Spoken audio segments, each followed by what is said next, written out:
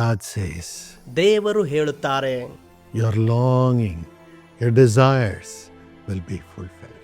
ನಿಮ್ಮ ಬಹಳ ದಿನದ ಇಷ್ಟಾರ್ಥವು ಅದು ನೆರವೇರುವುದು. You've been waiting for a long time, ನೀವು ಬಹಳ ಕಾಲದಿಂದ ಕಾಯುತ್ತಿದ್ದೀರಿ.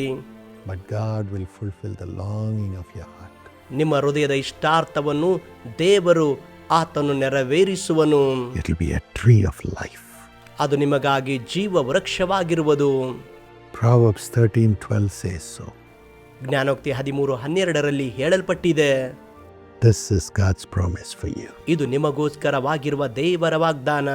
As God created the Garden of Eden, Eden ತೋಟವನ್ನು ದೇವರು ನಿರ್ಮಾಣ ಮಾಡಿದಾಗ He put 2 trees there. ಅಲ್ಲಿ 2 ವೃಕ್ಷಗಳನ್ನು ಅಲ್ಲಿ ಇಟ್ಟನು. One is the tree of the knowledge of good and evil. ಒಂದು ಕೆಟ್ಟದನ್ನು ಮತ್ತು ಒಳ್ಳೆಯದನ್ನು ಅರಿವನ್ನು ಹುಟ್ಟಿಸುವಂತಹ ಒಂದು ವೃಕ್ಷ. Another one is the tree of life. ಇನ್ನೊಂದು ವೃಕ್ಷ ಅದು ಜೀವ ವೃಕ್ಷ. Anyone who eats of the fruit of the tree of life will live forever.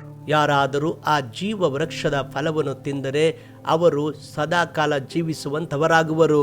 When they ate the fruit of the knowledge of good and evil, ಒಳ್ಳೆಯದು ಮತ್ತು ಕೆಟ್ಟ ಅರಿವನ್ನು ಹುಟ್ಟಿಸುವಂತ ಆ ಮರದ ಹಣ್ಣನ್ನು ಅವರು ತಿಂದಾಗ Adam and Eve committed sin. ಆದ ಮತ್ತು ಹವ್ವಳು ಪಾಪ ಮಾಡಿದರು.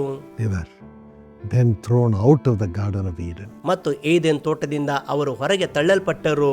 so that they would not eat of the fruit of the tree of life, which will make them to live forever. ಅವರು ಆ ಜೀವ ವೃಕ್ಷದ ಮರದ ಹಣ್ಣನ್ನು ತಿನ್ನಬಾರದು, ಯಾಕಂದ್ರೆ ಅವರು ಸದಾ ಕಾಲ ಜೀವಿಸುವರು. Sin brings death. ಪಾಪ ಮರಣವನ್ನು ತರುತ್ತದೆ. So God took them away from the tree of life.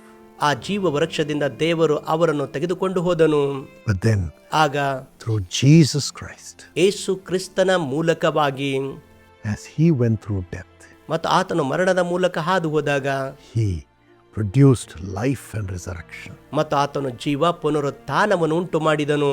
And Jesus says in John 11:25, ಯೋಹಾನ 11:25 ಯೇಸು ಹೇಳುತ್ತಾರೆ, if a person believes in Jesus, ಯೇಸುವಿನಲ್ಲಿ ಒಬ್ಬ ವ್ಯಕ್ತಿ ನಂಬುವುದಾದರೆ, though he were dead because of sin, he shall rise up and live again as God's child. ಪಾಪದಿಂದಾಗಿ ಅವನು ಸತ್ತಲ್ಪಟ್ಟರೂ ದೇವರ ಮಗುವಾಗಿ ಅವನು ಜೀವಿಸುವಂತಹ ವ್ಯಕ್ತಿಯಾಗುತ್ತಾನೆ. It is the same with our longings fulfilled through Jesus Christ. ಯೇಸು ಕ್ರಿಸ್ತನ ಮೂಲಕವಾಗಿ ಆತ್ಮಿಕವಾಗಿ ನಮ್ಮ ಬಯಕೆಗಳು ಕೂಡ ಅದೇ ರೀತಿಯಾಗಿವೆ. It's a tree of life. ಅವು ಜೀವ ವೃಕ್ಷ. Today, God wants to give you the tree of life in your life by fulfilling all your heart's desire through Jesus. ಇಂದು ಯೇಸುವಿನ ಮೂಲಕವಾಗಿ ದೇವರು ಆ ಜೀವ ವೃಕ್ಷ ಕೊಡುವುದರ ಮೂಲಕ ನಿಮ್ಮ ಎಲ್ಲ ಇಷ್ಟಾರ್ಥಗಳನ್ನು ನೆರವೇರಿಸುವನು.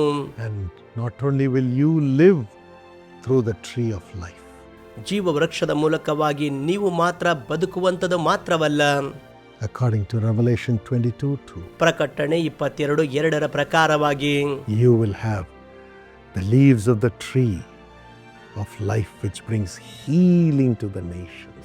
ಆ ಮರದ ಎಲೆಗಳು ಅವು ಒಂದು ಸ್ವಸ್ಥತೆ ಪಡಿಸುವಂತಹಗಳಾಗುವವು. And God will make you a blessing to others by bringing healing to them. ಬೇರೆಯವರಿಗೆ ಸ್ವಸ್ಥತೆಯನ್ನು ತರುವುದರ ಮೂಲಕ ನಿಮ್ಮನ್ನು ಬೇರೆಯವರಿಗೆ ದೇವರು ಆಶೀರ್ವಾದವಾಗಿ ಮಾಡುವನು. Healing through forgiveness. ಕ್ಷಮಾಪಣೆಯ ಮೂಲಕ ಸ್ವಸ್ಥತೆ. Healing through miracles that happen through prayer. ಪ್ರಾರ್ಥನೆ ಮೂಲಕ ಆಗುವಂತಹ ಅದ್ಭುತಗಳ ಮೂಲಕ ಸ್ವಸ್ಥತೆ. Healing by driving out devils. ದುರಾತ್ಮಗಳು ಹೊರಹಾಕುವುದರ ಮೂಲಕ ಸ್ವಸ್ಥತೆ. Healing through holiness. ಪವಿತ್ರತೆಯ ಮೂಲಕ ಸ್ವಸ್ಥತೆ.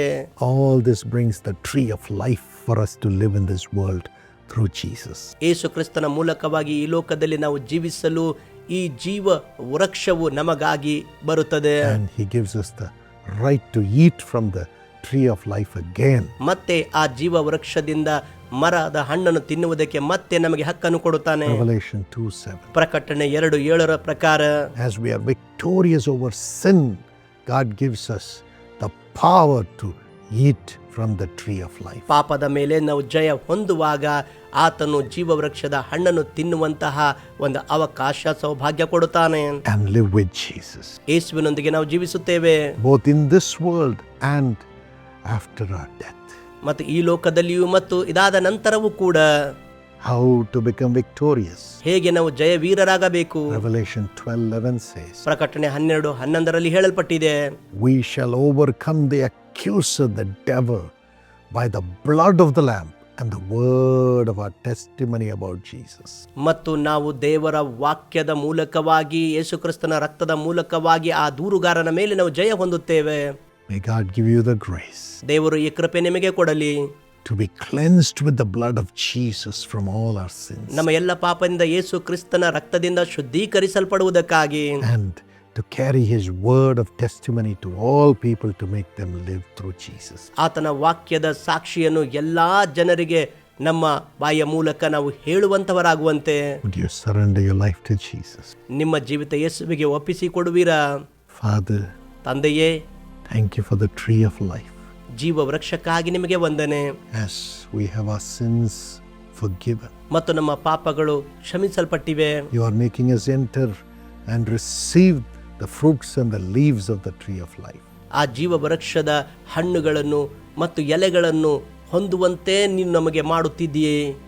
Let thy children live in the name of Jesus. ಯೇಸುವಿನ ನಾಮದಲ್ಲಿ ನಿನ್ನ ಮಕ್ಕಳು ಜೀವಿಸಲಿ. Let their desires in their life be fulfilled. ಅವರ ಜೀವಿತದ ಇಷ್ಟಾರ್ಥಗಳು ನೆರವೇರಲಿ.